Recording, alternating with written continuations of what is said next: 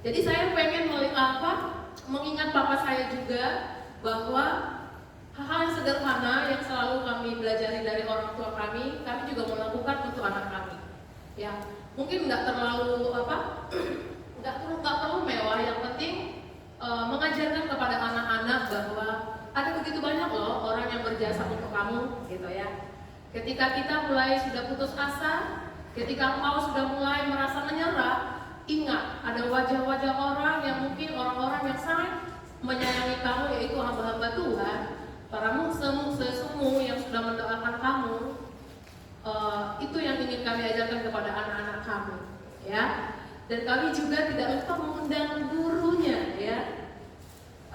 Ada sebenarnya guru TK dia, tapi belum hadir kayaknya, ya.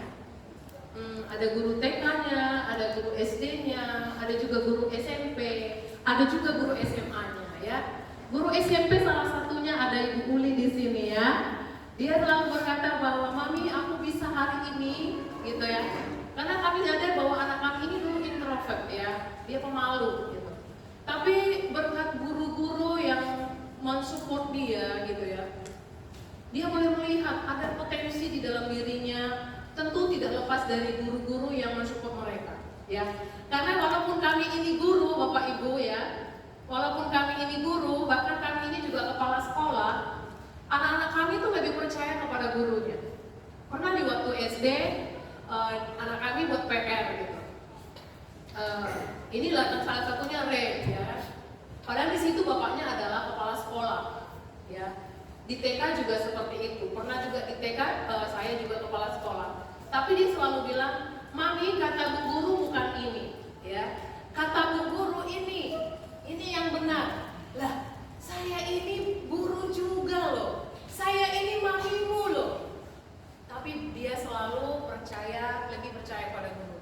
Sama halnya ketika dia juga pertama kali belajar gitar, ya Bu, ya. Kami nggak tahu kalau anak ini punya bakat di situ, ya. Jadi ini saya ceritakan supaya dia nanti ketika jauh selalu kami ingatkan, jangan pernah lupa orang-orang yang berjasa kepada kamu, ya. Dia pertama kali bisa main gitar itu Bapak Ibu itu waktu SMP, ya. Ada ibu gurunya di sini, ya. Salah satunya mungkin yang menjadi support system dia waktu di SMP, dia menemukan bakatnya itu adalah waktu SMP. Tepuk tangan dong buat Bu Uli dong. Karena bapaknya juga bisa musik Bapak Ibu, ya. Bahkan mungkin lebih keren daripada Bu Uli mungkin, ya. Tapi dia gak percaya sama bapaknya Bapak Ibu. Dia kalau dia belajar di kamar dia gak mau dilihat bapaknya, ya. Dia selalu percaya apa kata gurunya, ya. Kemudian dia juga anaknya dulu pemalu sekali. Dia anaknya itu ketemu orang langsung masuk kamar gitu. Tapi ketika di SMP dia sudah mulai percaya diri, ya. Dulu kan gemoy ya mulia, pipinya gemoy gitu. Tapi mungkin ada cewek yang lirik dia udah mulai, mami aku harus makannya sedikit. Udah mulai curiga saya kan, ada apa ini gitu, ya. Nanti tanya Bu Uli, di mana anak saya? Oh keren Bu. Ada apa yang lirik-liriknya kok dia udah berubah ya, makanya makin sedikit ya, gitu ya. Udah mulai, dulu gemoy banget Bapak Ibu, ya. Dia pipinya tuh tembem, dia naik sepeda tuh lucu banget, ya kan. Tapi udah mulai SMA ada gurunya di sini, tapi belum hadir kayaknya. SMA lagi, dia mulai melihat, kami mulai melihat lagi potensi dia luar biasa. Lalu Bapak Ibu dia memberikan satu cita-citanya kepada kami itu dari kecil, ya. Dulu dia pernah sakit waktu 8 bulan. Kami bawa ke rumah sakit. Dokter bilang anak ibu TBC. Dan dia sempat minum obat yang 6 bulan ya Pak, ya, 6 bulan. Lalu kami konsultasi ke Pak Wira karena pada saat itu kami percaya bahwa dokter anak lebih valid, ya. Jadi kami bawa ke dokter anak. Dokter anak bilang anak kami TBC. Sampai kami diselidiki, ada yang merokok, nggak ada yang keluarga ada nggak yang keturunan misalnya mungkin ada TBC, nggak ada. Lalu kami bawa ke Pak Wira. Pak Wira bilang kacau itu loh. Pak dokter nggak hadir lagi nggak enak badan, yang lagi sakit ya. Sebenarnya salah satu ketika kami bercerita itu kepada anak kami, salah satu cita-citanya itu bersumber dari Pak Wira ya. Dia bilang, Mami, saya mau kayak Pak Dokter gitu ya. Saya mau kayak Pak Dokter. Nanti kalau saya mau ngobatin orang, saya kasih taunya yang jujur, yang baik katanya. Supaya nanti orang yang sakit itu bisa sehat. Jangan dituduh kayak saya TBC gitu, karena pada saat kami cerita. Dan puji Tuhan Bapak Ibu dia berjuang begitu keras ya. Dari pokoknya terkenal lah anak kami ini, anaknya sangat disiplin ya. Kalau dibilang cerdas dan pinter, kayaknya abangnya lebih pinter ya. Iya nggak gurunya ada di sini ya. Tapi saya sebagai mama bisa menilai anak saya nomor 1, kalau lebih cerdas dia lebih cerdas. Tapi kalau santuy, anak saya nomor 1 ya. Bodoh amat dia ya, bodoh amat besok ujian santuy dia ya. Tapi anak kami ini yang nomor 2 tekunnya luar biasa. Kadang saya sebagai mama juga khawatir, abang jangan terlalu diporsir dong, biasa aja gitu. Nggak bisa mami, harus totalitas. Jadi Bapak Ibu di kamarnya itu penuh dengan doa dan juga penuh dengan sindiran untuk dirinya. Ada tulisan-tulisan yang memotivasi dirinya sendiri, ada juga doa-doa di dalam kamarnya itu, ya. Karena saat tertentu saya masuk kamarnya itu luar biasa. Saya pernah kaget itu karena ada tulisannya, bodoh belajar. Ada tulisannya Bapak Ibu di meja, itu di depan, di samping pintu. Lalu saya tanya, abang ada nggak kata-kata yang positif yang bisa bangga gitu bacanya?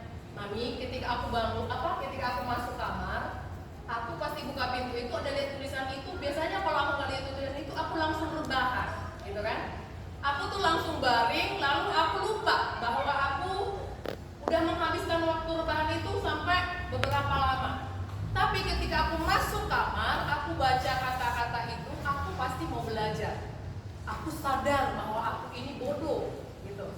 Aku sadar bahwa aku ini harus belajar. Jadi ada tulisannya Bapak Ibu. Itu diketik, ya. Itu diketik gede-gede. Tulisannya merah. Belajar bodoh. Ada juga tulisan tahu diri bodoh. Maksudnya aku kamu belajar kalau kamu bodoh gitu. Tapi ketika di depan mejanya itu ada doa. Saya harus lulus SNBP dalam nama Yesus. Ada juga ketika dia ulangan harian, saya harus dapat nilai 98. Itu ditulis secara detail Bapak Ibu. Jadi saya secara pribadi juga belajar dari dia. Walaupun saya mamanya, saya orang tuanya, saya sering belajar dari anak ini. Kadang-kala saya nggak sadar diri bahwa saya ini butuh Tuhan gitu. Kadang saya merasa bahwa saya mampu gitu. Tapi anak ini betul-betul mengajari saya secara pribadi sebagai seorang mama gitu. Nah hari ini saya mengundang bapak dan ibu gurunya, dan juga Mukse, Semu, ada juga ikinya yang dari kecil mungkin lihat ini anak ya. Ada Afice ya, bagaimana waktu kecil ya, dia Afice bisa lihat hari ini. Ii bisa lihat dia udah mulai belajar merantau gitu. Nah, di sini ada guru TK-nya loh. Boleh dong berdiri dong guru TK-nya Bang Rey. Nah, tuh. Hari ini kami sengaja ajak dia supaya dia belajar. Nanti ketika di tempat rantau, ingat ada wajah-wajah orang yang begitu sayang sama Bang Rey, yang begitu mendukung Bang Rey. Dan ketika mulai putus asa, ketika mulai menyerah, ingat mereka, ya.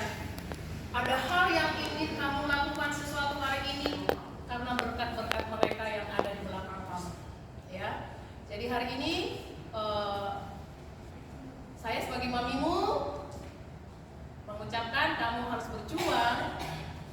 Mami harus juga ikhlas, harus rela, walaupun sebenarnya belum rela ya. Dari kemarin saya sudah mulai gimana ini anak saya ya. Walaupun saya tahu dia bisa ya. Walaupun saya tahu dia bisa, tapi bagi saya dia masih kecil banget ya. Apa-apa mesti diurus, apa-apa mesti diatur. Saya ngebayangin nanti gimana dia bangun tidur gitu. Tapi seperti yang Semu katakan tadi, Bang Rey, kamu di sana itu bertemu dengan orang-orang baru. Kamu di sana akan bertemu dengan orang baru, bahkan dari berbagai suku, ya, yang kamu tidak tahu bagaimana karakter mereka, bagaimana kebiasaan mereka. Kamu harus siap, ya. Dan salah satunya yang kami mau lakukan untuk kamu hari ini bukan hal-hal yang mewah. Kami mengundang orang-orang yang betul-betul berpotensi untuk mendoakan kamu. Ada pastor, ada mukse, semuanya di sini boleh untuk mendoakan Bang Rey. Untuk Sumurut dan juga Sang Dati, terima kasih banget supportnya selama ini untuk Abang Rey itu luar biasa, ya. Mulai dari belajar melayani di sekolah minggu, ya. Bang Rey nggak boleh lupa. Ingat apa yang selalu menjadi pesan Sang Dati. Rey, kamu hebat. Ya, buktikan bahwa kamu memang hebat, ya.